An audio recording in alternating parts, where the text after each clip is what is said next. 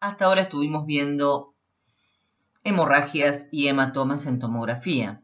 Debemos tener algunas consideraciones de sus aspectos en resonancia magnética. La resonancia magnética a consecuencias de susceptibilidad magnética o eco de gradiente permiten detectar con mayor sensibilidad las pequeñas contusiones hemorrágicas. Esto se explica por su alta sensibilidad a los elementos con efectos paramagnéticos, como lo son la desoxihemoglobina en la fase aguda de una lesión hemorrágica y en la fase crónica lo es la hemosiderina. Las contusiones no hemorrágicas se identifican en la resonancia magnética gracias a que restringen en la difusión y caen su señal en mapa de ADC. En una fase subaguda, debido al desarrollo de edema iónico y vasogénico, también existirá hiperintensidad de señal en las secuencias FLAIR y T2. Con el tiempo, la lesión produce una cicatriz o gliosis y finalmente conforma un espacio quístico que se denomina encefalomalacia y que se manifiesta hipodenso en la tomografía e isointenso con el líquido cefalorraquídeo en las distintas secuencias de resonancia magnética. Es muy importante reconocer que el hematoma va a cambiar de señal con el paso del tiempo, dependiendo la secuencia que estemos evaluando. Por ejemplo, el hematoma hiperagudo, o sea, el de reciente inicio, se va a ver isointenso en la secuencia T1 e hiperintenso en la secuencia T2. El hematoma agudo, desde el primer día al tercer día, va a variar de hipo a isointenso en secuencia T1 e hipointenso en secuencia T2.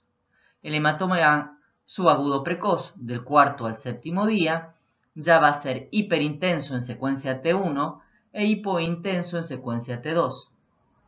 Permaneciendo hiperintenso en secuencia T1 el hematoma subagudo tardío del octavo al catorceavo día, pero hiperintenso en secuencia T2, cambiando ya su señal el hematoma crónico, el mayor a los 14 días, que se va a ver hipointenso tanto en la secuencia T1 como en secuencia T2. Aquí tenemos algunos ejemplos de cómo cambia la señal.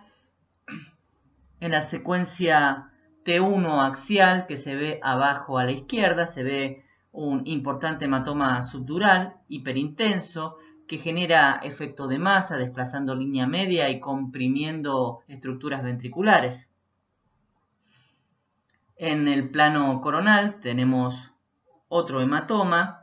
En secuencia T1, la estrella nos marca perfectamente cómo se ve hiperintenso, entonces estaríamos en un estadio subagudo precoz o subagudo tardío. En la secuencia que continúa, axial T2, vemos un hematoma pero con un efecto hematocrito, o sea, con un nivel. Y la última secuencia nos presenta ya una imagen quística. Podríamos estar hablando de una encefalomalacia. Aquí tenemos un ejemplo de un paciente añoso, secuencias T1, T2 y FLAIR, en donde vemos un pequeño hematoma subdural frontal izquierdo. En el gráfico podemos observar claramente la evolución de la señal con la cronología del pasar del tiempo.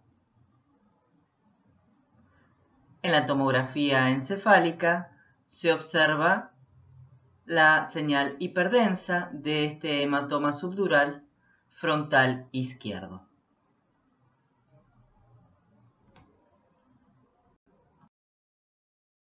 Aquí tenemos un ejemplo de un paciente con un hematoma subdural subagudo tardío, con hiperintensidad de señal tanto en secuencia T1 como T2, y su correlación en el gráfico para que recordemos cómo evoluciona la señal con el pasar del tiempo.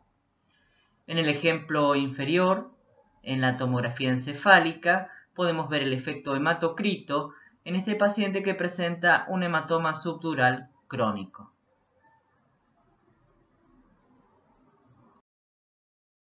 Hablemos ahora de la hemorragia subaracnoidea. Es la que encontramos entre la pía madre y aracnoides. Un gran porcentaje se deben a la ruptura aneurismática, luego le siguen las rupturas de malformaciones arteriovenosas. Frecuentemente se deben a lesiones de vasos leptomeningios. Cuando se asocian a traumatismo, se asocian también a contusiones y podemos encontrar vasoespasmos. La sensibilidad de la tomografía es del 60 al 90%, dependiendo siempre de la cantidad de sangrado. Va a ser más sensible para su detección entre el cuarto y quinto día. Son hiperdensos en estadios agudos, pueden ser muy sutiles observándose solo en 2 o 3 cisuras. La resonancia magnética es insensible en las primeras 48 horas, salvo la angioresonancia para búsqueda de aneurismas o MAPS. Las complicaciones que podemos encontrar posteriores a las hemorragias subaracnoideas van a ser hidrocefalias obstructivas, vasoespasmo e isquemia y las hernias transtestoriales.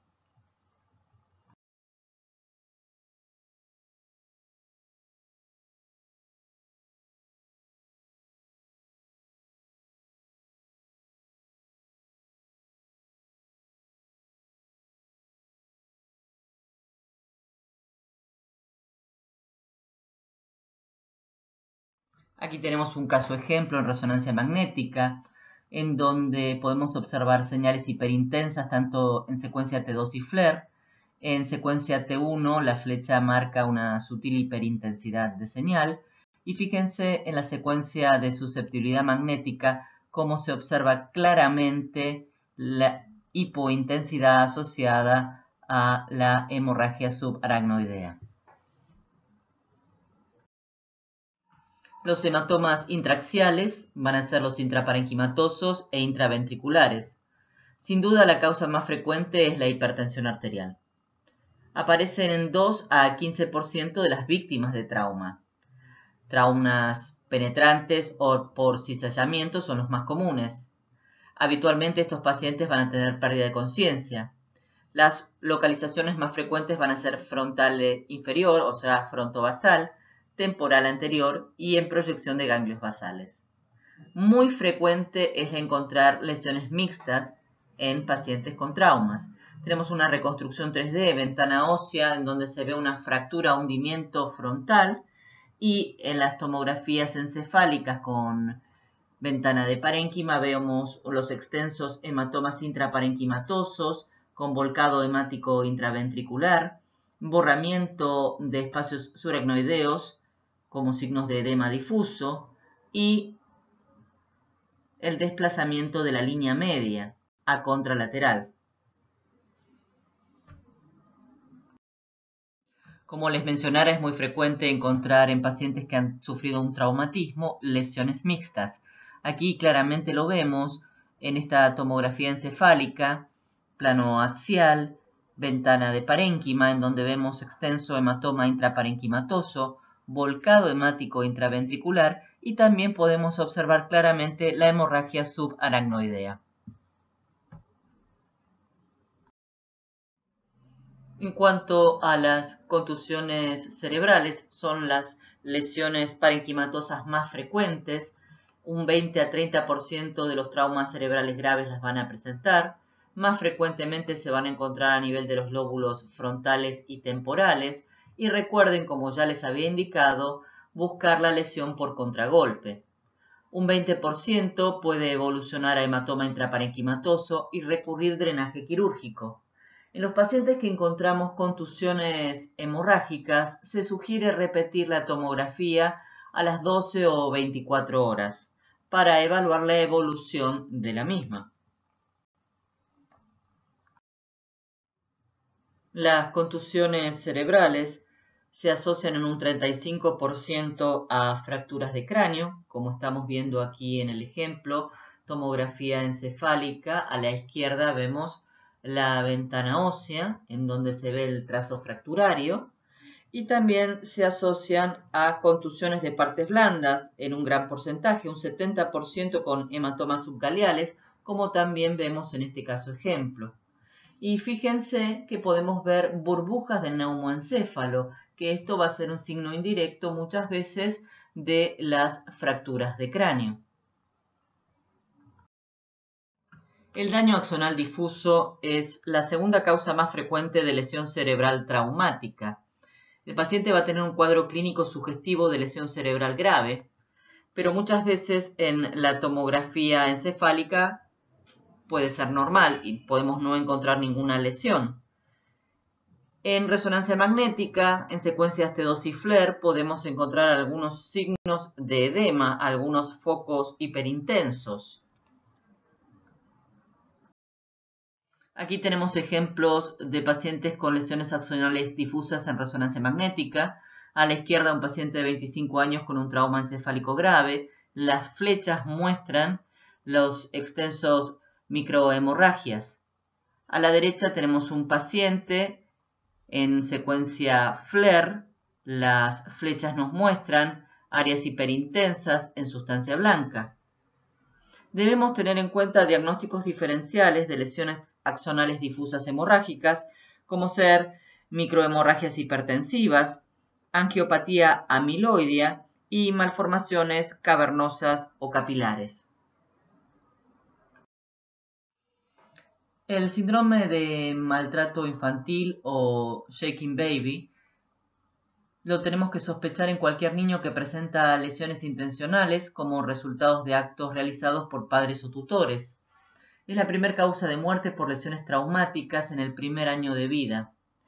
Debemos detectar la discrepancia entre la historia que nos relata el progenitor o el tutor y el grado de lesión que estamos viendo. Podemos sospecharla cuando encontramos equimosis multicolor, que nos habla de diferentes estadios, lesiones previas frecuentes, cicatrices, fracturas consolidadas, traumas genitales, perianales, lesiones periorales, fracturas de huesos largos en menores de 3 años, hematomas subdurales múltiples, hemorragias retinianas, alguna lesión rara y quemaduras en sitios extraños. Muchas veces estos pacientitos van a presentar lesiones por golpe y contragolpe, por sacudidas.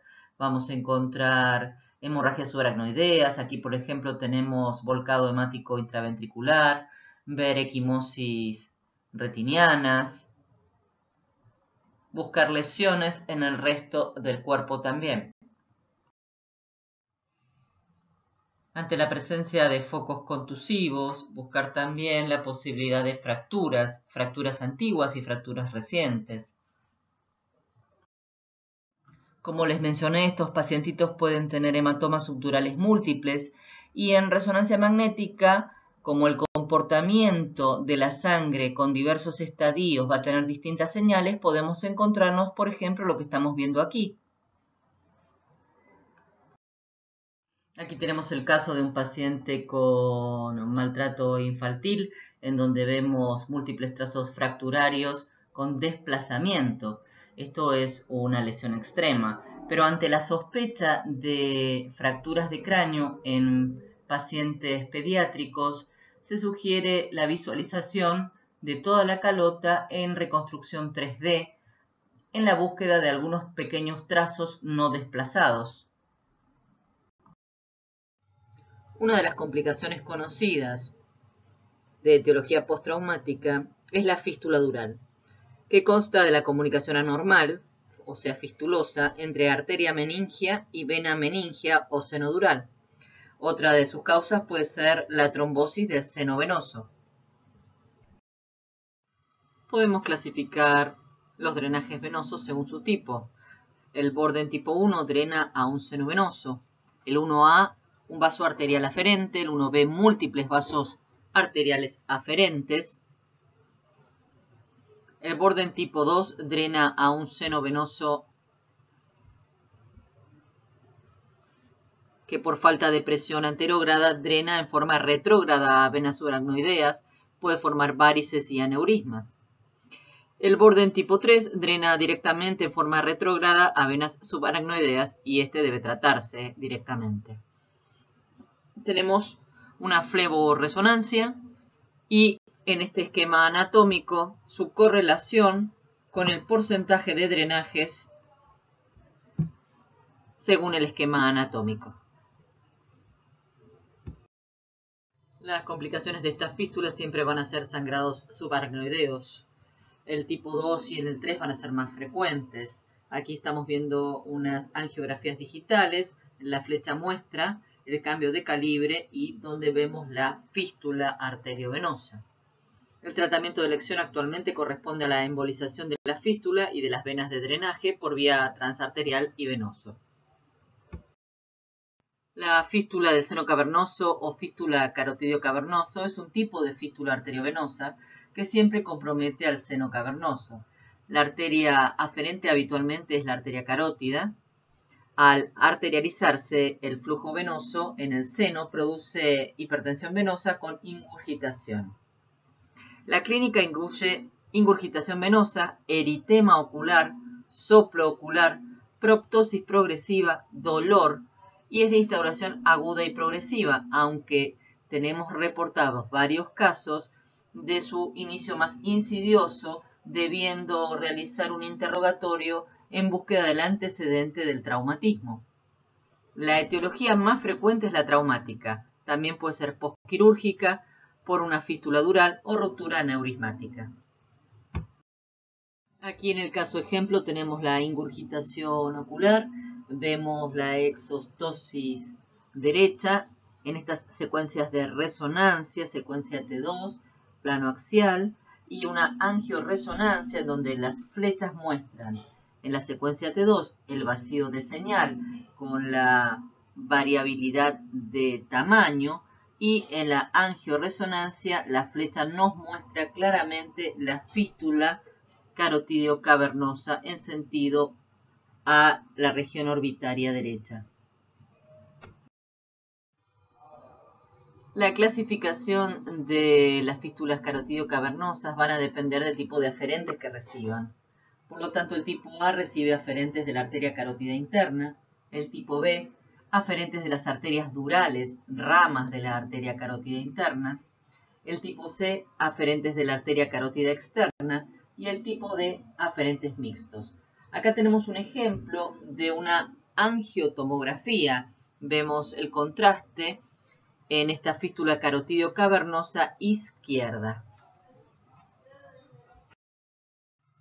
Aquí en este ejemplo de una fístula carotidio cavernosa, la angiotomografía, la flecha nos muestra las dilataciones de las estructuras vasculares en el seno cavernoso.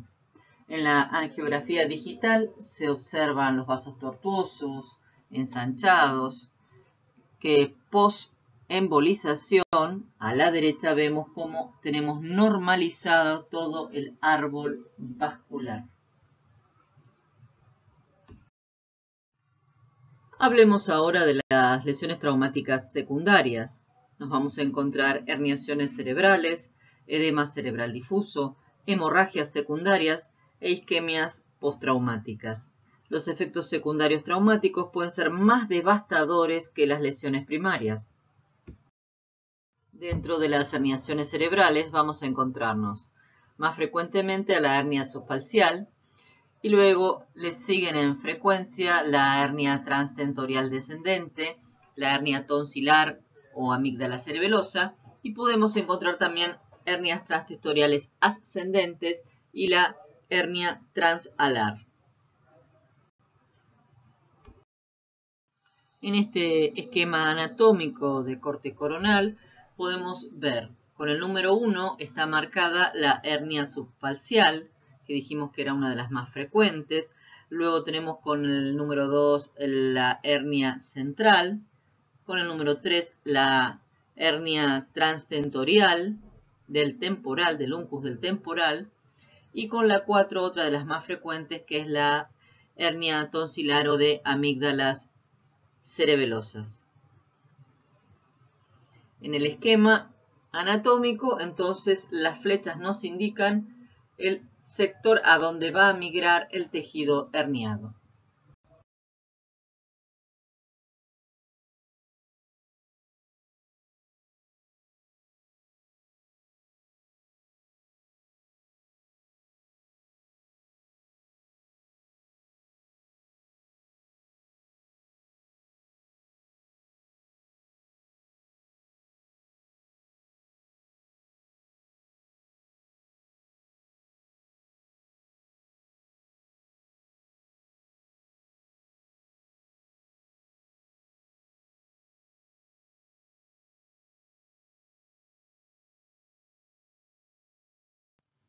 Como dijimos, la hernia subfalcial es la más frecuente, causada por efecto de masa unilateral, de cualquier causa. Puede ser de origen traumático, producido por hematomas extradurales o subdurales, puede ser por tumores, etc.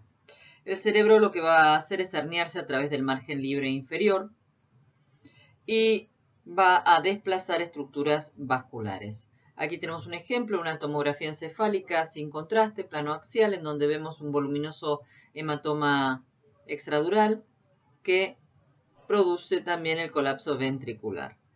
En el ejemplo inferior tenemos una resonancia del cerebro, secuencia T2, en donde se ve una LOE, una masa con marcado edema perilesional, que es la causa de origen de la hernia subfalcial. Aquí tenemos otro ejemplo, un paciente masculino de 33 años que sufre un accidente automovilístico y presenta un gran hematoma epidural que provoca la hernia subfalcial, la cual estamos marcando con el círculo amarillo en esta tomografía encefálica sin contraste endovenoso. Importante que tengamos en cuenta que los traumatismos pueden producir lesiones secundarias que van a ir progresando. Aquí tenemos un ejemplo de la tomografía con 7 días de diferencia en donde vemos un incremento del hematoma como así también un incremento de la hernia subfalcial con secuelas vasculares en dicha topografía. La segunda hernia secundaria en frecuencia es la hernia transtentorial descendente. La dividimos en temprana y tardía. La temprana presenta el desplazamiento medial del uncus y del parahipocampo sobre la incisura tentorial. Puede causar compresión del tercer par, con pérdida de reflejo iridio-constrictor, seguido de dilatación pupilar. La hernia transtentorial descendente tardía, aquí el cerebro herniado llena completamente la cisterna supravermiana. El mesencéfalo y la protuberancia se desplazan en sentido inferior. Aquí en este ejemplo presentamos otro paciente con hematoma subdural agudo, con extensión por el borde libre del tentorio, y una herniación transtentorial descendente que está representada dentro del círculo amarillo. En la hernia tonsilar vamos a encontrar herniación de las amígdalas cerebelosas a través del foramen magno. Esto puede producirse por efecto de masa en fosa posterior, ya sea por hematomas, tumores, etc. En este caso, en esta resonancia magnética, podemos evidenciar una lesión expansiva en fosa posterior que tiene intenso refuerzo tras la administración del contraste endovenoso y que en las secuencias coronal y sagital del sector inferior, dentro del círculo amarillo, podemos ver claramente cómo descienden las amígdalas cerebelosas a través del foramen occipital, produciéndose la herniación tonsilar. En este otro ejemplo, tenemos un paciente con un hemangioblastoma cerebeloso que presenta también herniación tonsilar. Aquí tenemos las secuencias coronales T1 y T2, en donde dentro del círculo amarillo se ve el descenso de esta amígdala cerebelosa producida por esta lesión tumoral. Otra de las lesiones secundarias o complicaciones es el edema cerebral difuso, que suele desarrollarse entre las 24 o 48 horas posteriores al traumatismo. Radiológicamente, el edema produce efecto de masa que borra los surcos y cisternas de la base y condiciona una pérdida de interfase entre sustancia gris y sustancia blanca. Este aumento de presión intracraneal puede producir herniaciones como las que vimos recientemente. Es importante tener en cuenta dos signos relacionados. Uno es el signo del cerebelo blanco, en el que el cerebelo está hiperdenso en comparación con la hipodensidad supratentorial. Esto se debe a que los fenómenos hipóxico-isquémicos respetan parcialmente al cerebelo y es un signo de mal pronóstico. Otro de los signos a tener en cuenta es el signo de la falsa hemorragia subaracnoidea, que se puede observar en el TEC agudo, cuando se está produciendo edema cerebral y herniación transtentorial. El encéfalo aparece hipodenso respecto a la dura madre y la sangre circundante que aparecen inusualmente hiperdensas. Aquí tenemos otros ejemplos de lesiones secundarias. En la tomografía de la derecha se ve la pérdida de relación entre sustancia gris y sustancia blanca y se insinúa el cerebelo más hiperdenso. Estos son los signos que hemos recientemente descrito dentro de lo que es edema cerebral secundario. Otra de las lesiones secundarias postraumáticas que podemos encontrarnos son las isquemias secundarias. Aquí, en el ejemplo de la izquierda, las flechas amarillas nos muestran el área hipodensa que se correlaciona con la isquemia secundaria postraumática de este paciente. Hablemos un poco de las evoluciones o la cronología de estas lesiones traumáticas. Los hematomas cerebrales se reabsorben a las 6 semanas. Podemos también encontrarnos como lesiones secundarias la hidrocefalia crónica. Importante tener en cuenta que el higroma no es la evolución crónica de un hematoma subdural. Es una colección de líquido cefalorraquídeo postraumático en el espacio subdural. Secuelas de traumas menores, mayormente lo encontramos en pacientes ancianos, aproximadamente a los 30 días postrauma, asintomáticos la mayoría de las veces, aunque pueden cursar con cefalea, mareo, confusión, etc. Debemos realizar los diagnósticos diferenciales de esta entidad con el empiema, con la atrofia cerebral, focal y con el hematoma subdural crónico. Fracturas y neumoencéfalo. La presencia de burbujas aéreas neumoencéfalo siempre nos tiene que hacer sospechar la presencia de una fractura de cráneo. A veces pueden ser tan evidentes como los ejemplos que estamos viendo aquí y en otros casos pueden ser más sutiles, pero siempre que encontremos alguna burbuja de neumoencéfalo sin antecedente quirúrgico, debemos ir en búsqueda de esa fractura de cráneo. Recordemos que la presencia de fracturas de cráneo nos aumenta exponencialmente la posibilidad de tener alguna otra lesión encefálica asociada. Aquí tenemos un caso de un paciente en que en la reconstrucción 3D ventana ósea vemos claramente una fractura de cráneo frontal. En la tomografía encefálica, tanto en los planos axial como coronal, podemos evidenciar el cefalohematoma, la contusión hemorrágica frontal, como así también la presencia de hemorragia subaracnoidea. Aquí tenemos otro caso de fractura, esta vez una fractura de cráneo hundimiento, claramente visualizada en la reconstrucción 3D de ventana ósea. En ventana ósea tenemos en plano sagital el resalto claro que vemos a nivel del hueso de cráneo y en ventana de parénquima vemos la colección hemática subyacente a la fractura de la calota. En este caso una fractura a estallido donde vemos múltiples fragmentos óseos desalineados, algunos de ellos intraparenquimatosos en topografía frontal izquierda. También podemos observar el neumoencéfalo claramente y el contenido hemático asociado a los trazos de fractura.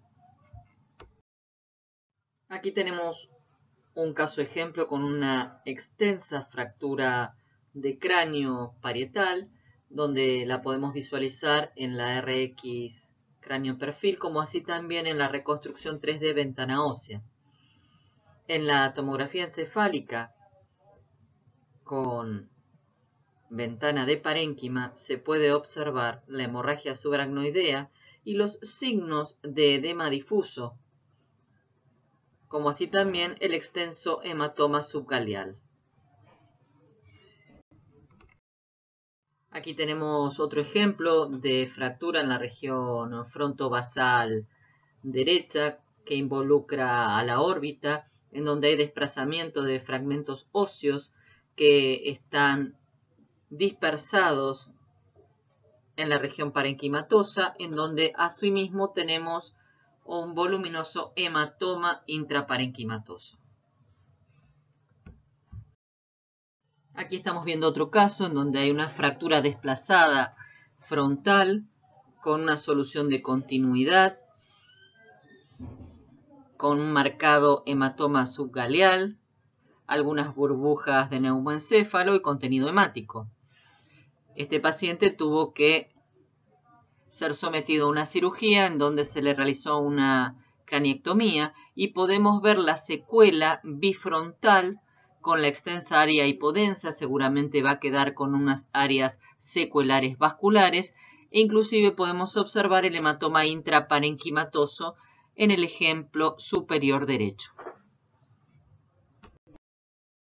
Como estuvimos hablando de fracturas de cráneo, me parece pertinente presentarles este artículo de reciente publicación que habla sobre una de las secuelas que podemos llegar a encontrar en el traumatismo de cráneo.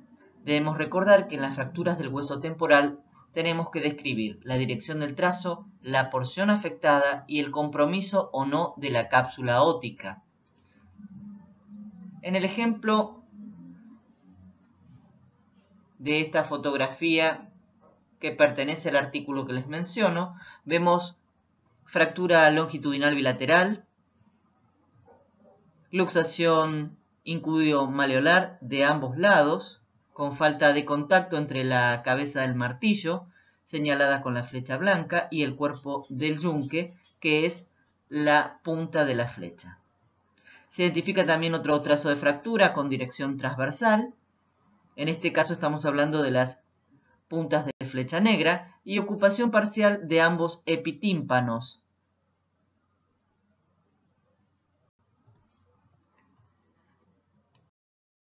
Si nos fijamos en el sitio del hematoma subgaleal y en el sitio en donde vamos a encontrar los hematomas intraparenquimatosos, como así también subdural, podemos ver que este es un claro ejemplo de golpe y contragolpe. Inclusive, también es un claro ejemplo de hernia subfalcial. Fíjense que en la vista basal vamos a tener también un contenido hemático cerebeloso derecho.